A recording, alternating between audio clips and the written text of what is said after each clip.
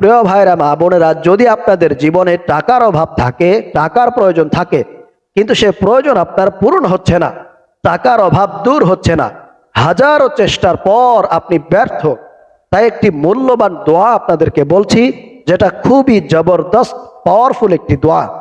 আজ পর্যন্ত যারাই এই দোয়াটির আমল করেছে, পাঠ করেছে, আল্লাহ পাক রব্বুল আলামিন অল্প সময়ের মধ্যেই তাদের টাকার প্রয়োজনকে পূরণ করে দিয়েছেন, অভাবকে আল্লাহ পাক রব্বুল আলামিন দূর করে দিয়েছেন।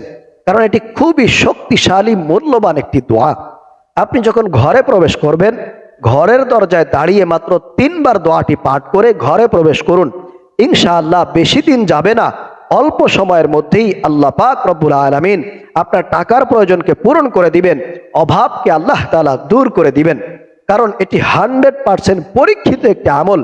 আল্লাহ পাক রব্বুল আলামিন এই আমলের বরকতে আপনাকে ধনী সম্পদশালী বানায় দিবেন ইনশাআল্লাহ। প্রিয় ভাইরা মা বোনেরা, এই আমলের কারণে আপনার টাকার প্রয়োজন ছাড়া এই জিন্দেগিতে আরো যত প্রয়োজন আছে, আরো যত হাজত আছে, আল্লাহ পাক রব্বুল আলামিন সেগুলোকে এই আমলের বরকতে পূরণ করে দিবেন। আল্লাহ তাআলা অলৌকিকভাবে গায়বী সাহায্যের মাধ্যমে কিভাবে মাখলুকের প্রয়োজনকে পূরণ করেন, একটি ছোট্ট ঘটনা শুনলে আপনারা অবাক হয়ে যাবেন। আপনার মনের অজান্তেই আল্লাহ পাক রব্বুল আলামিনের প্রশংসা আপনাদের মুখ দিয়ে বেরিয়ে যাবে। ঘটনাটি হলো, এক ব্যক্তি জঙ্গলে গেছেন, তো তিনি দেখলেন একটি খেজুর গাছ এবং একটু দূরে আরেকটি খেজুর গাছ। তো ঘটনাটা হলো, যেই খেজুর গাছটি দূরে ছিল, সেই খেজুর গাছ থেকে একটা পাখি উড়ে উড়ে এই খেজুর গাছে আসছে এবং কিছুক্ষণ বসে থাকছে, এরপরে আবারও উড়ে ওই গাছে চলে যাচ্ছে। লোকটা পুরো বিষয়টা উপলব্ধি করার চেষ্টা করলো এবং মনের মধ্যে কৌতূহল জাগলো যে কি ব্যাপার, পাখিটা বরাবর উড়ে উড়ে ও গাছ থেকে এ গাছে আসছে, আবার কিছুক্ষণ পরে সে গাছে চলে যাচ্ছে, কারণটা কি?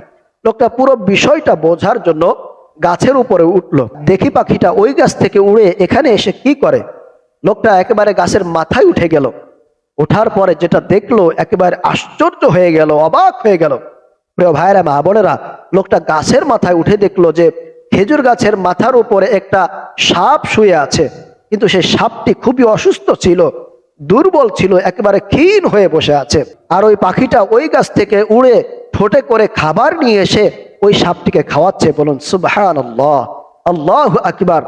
আল্লাহ পাক রব্বুল আলামিন কিভাবে একটা ছোট্ট পাখির মাধ্যমে অসুস্থ দুর্বল সাপকে অলৌকিকভাবে আল্লাহ তাআলা তার প্রয়োজনকে পূরণ করে দিচ্ছেন। বলুন সুবহানাল্লাহ। ভাবতে অবাক লাগে যে আল্লাহ তাআলা কত বড় ক্ষমতাবান, কত বড় কুদরতওয়ালা, এবং তিনি কিভাবে মানুষকে সাহায্য করে, যেটা আমরা কোনোদিন কল্পনাও করতে পারবো না। প্রিয় ভাইরা মা বোনেরা, আল্লাহ পাক রব্বুল আলামিন কোরআনে বলছেন, ওয়া তাওয়াক্কাল আলাল্লাহি ফাহুয়া হাসবুহ।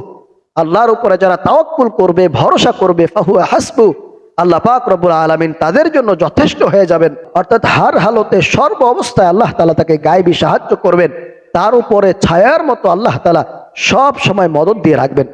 প্রিয় ভাইরা মা বোনেরা, এজন্য আমাদেরকে আল্লাহ তাআলাকে সন্তুষ্ট করার জন্য, আল্লাহ পাককে খুশি করার জন্য আমাদেরকে আমল করতে হবে। যদি করতে পারেন তাহলে অবশ্যই আল্লাহ পাক রব্বুল আলামিন আমাদের প্রয়োজনকে পূরণ করবেন। কেন করবে না?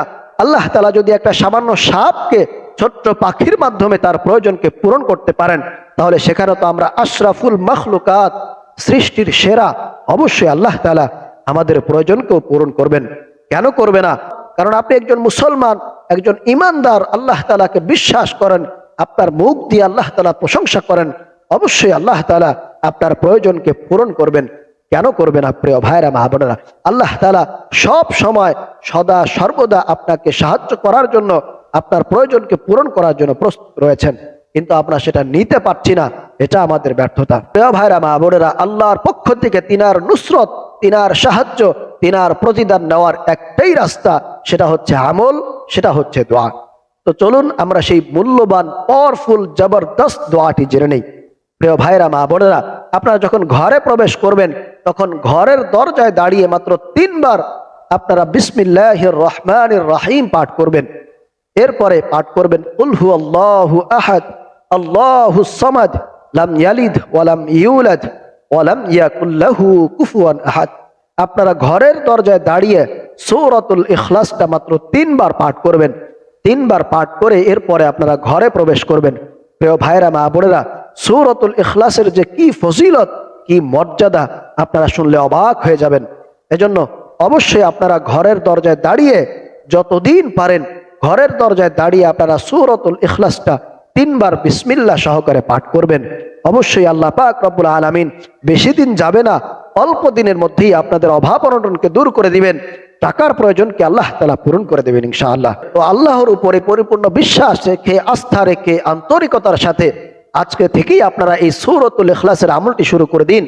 ইনশাআল্লাহ বেশি দিন যাবে না, অল্প দিনের মধ্যেই আল্লাহ পাক রব্বুল আলামিন আপনার উদ্দেশ্যকে পূরণ করে দিবেন। আল্লাহ তাআলা আমাদেরকে এই ছোট্ট আমলটি করার তৌফিক দান করুন, আমিন।